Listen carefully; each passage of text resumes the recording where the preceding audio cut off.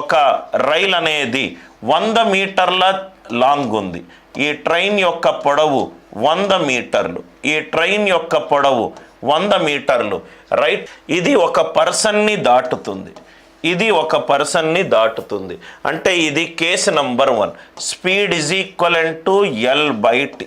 Speed is equivalent to L/T. L అంటే length of the train, right. మనిషికి వెడల్పు ఉంది కానీ పొడవు లేదు కదా సార్. వాడిని ఇక్కడ పండుకోబెడితేనే మనకు పొడవు వస్తుంది. అది కూడా ట్రైన్ యొక్క పొడవు మనిషి యొక్క రైట్ వెడల్పు కంటే చాలా రెట్లు ఎక్కువ. కాబట్టి ఇది చేయాల్సిన అవసరం లేదు. ఏమేమి ఇచ్చాడు క్వశ్చన్లో?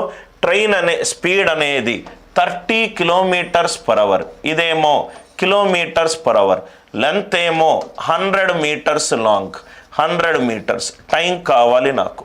టైం ఎంతలో కావాలన్నాడు? సెకండ్స్లో కావాలన్నాడు. టైం ఎంతలో ఉండాలి? సెకండ్స్. ఇక్కడ ఏమిచ్చాడు? మీటర్స్. ఇక్కడ ఏమిచ్చాడు? సెకండ్స్. కాబట్టి right hand side metres per సెకండ్లో ఉంది. దీన్ని మారుద్దాం. 30 × 5/18 is equivalent to 100/T. 100/T. T ఏమవుతుంది సార్? 100 × 18. 100 × 18 divided by 30 × 5. 30 × 5. 30 × 5. ఒకటి మనం ఏం చేస్తామంటే ఇక్కడ చూడండి సార్, కొంచెం మీకు అలవాటు అయిపోతే మీరు చాలా ఈజీగా ఆన్సర్ చేస్తారు. నవ్వు ఇక్కడ చూడండి సార్, ఇప్పుడు నేను ముందు లాజిక్లో ఒకటి చెప్పాను, అదే లాజిక్ యూజ్ చేద్దాం. 18 అని అంటే 9 × 2 అంటే దీంట్లో 3² డివైడెడ్ బై 3. ఇంకో 3 మిగులుతుంది. ఆన్సర్ 3 తోటి డివైడ్ అవ్వాలి. ఆన్సర్ 3 తోటి డివైడ్ అవ్వాలి. ఆన్సర్ 3 తోటి డివైడ్ అవ్వాలి. 10 అంటే 5 × 2. 5 క్యాన్సల్ అయిపోతుంది. ఆన్సర్ 5 తోటి డివైడ్ కాకూడదు. ఆన్సర్ 5 తోటి డివైడ్ కాకూడదు. అందరికీ ఈ లాజిక్ క్లియర్గా అర్థమైందా? మీరు జనరల్గా ఇట్లా డైరెక్ట్గా ఇట్లా చేసుకుంటూ వెళ్తారు సార్. 5 1 5 6 5 2 డెఫినెట్గా ఆన్సర్ వస్తుంది. కానీ నేను చెప్పే కాన్సెప్ట్స్ వల్ల టకాటక్ ఏ పెద్ద నంబర్లు ఏది ఇచ్చినా కూడా మీకు చాలా ఈజీగా వర్క్ అవుతుంది. మళ్ళీ చెప్తున్నాను చూడండి సార్, 18 అని అంటే 9 × 2.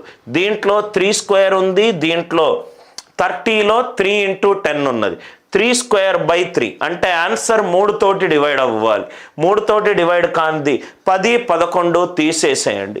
దాని తర్వాత 10లో 5 × 2 డివైడెడ్ బై 5 అంటే 1/5 ఎలిమినేట్ అయిపోయింది. ఆన్సర్ 5 తోటి డివైడ్ కాకూడదు. Are you all with me? A train running at the speed of, ఒక రైలు ప్రయాణిస్తుంది. A train running at a speed of 84 km/h. Train యొక్క స్పీడ్ ఎంత?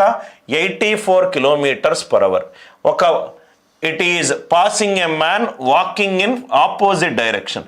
ఈ ట్రైన్ ఈ డైరెక్షన్లో వస్తే ఒక మనిషి ఈ డైరెక్షన్లో ఉరుకుతున్నాడు. ఆపోజిట్ డైరెక్షన్లో ఉరుకుతున్నాడు. ఆపోజిట్ డైరెక్షన్లో ఉరుకుతున్నాడు. ఏ స్పీడ్ తోటి వెళ్తున్నాడు? 6 km/h స్పీడ్ తోటి వెళ్తున్నాడు. ఒక ట్రైన్ ఏమో 84 km/h. ఇంకో ఈ మనిషి ఏమో 6 km/h. ఆపోజిట్ డైరెక్షన్లో వెళ్తున్నారు. ఆపోజిట్ డైరెక్షన్లో వెళ్తే రిలేటివ్ స్పీడ్ ఏమవుతుంది? Right, S1 + S2.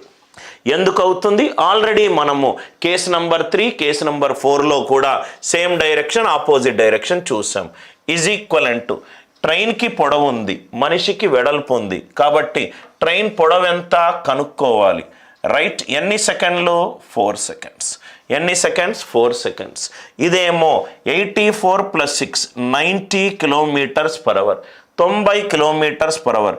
ఇదేమో km/hలో ఉంది. ఇదేమో సెకండ్స్లో ఉంది. ఇదేమో సెకండ్స్లో ఉంది. నవ్వు ఇక్కడ చూడండి సార్, ఇదేమో km/hలో ఉంది, ఇదేమో సెకండ్స్లో ఉంది. దీన్ని మార్చుకోండి. మార్చుకుంటే 84 + 6 90 km/h. దీన్ని మీటర్స్ పర్ సెకండ్లో మార్చుకుంటే 5/18 × 4.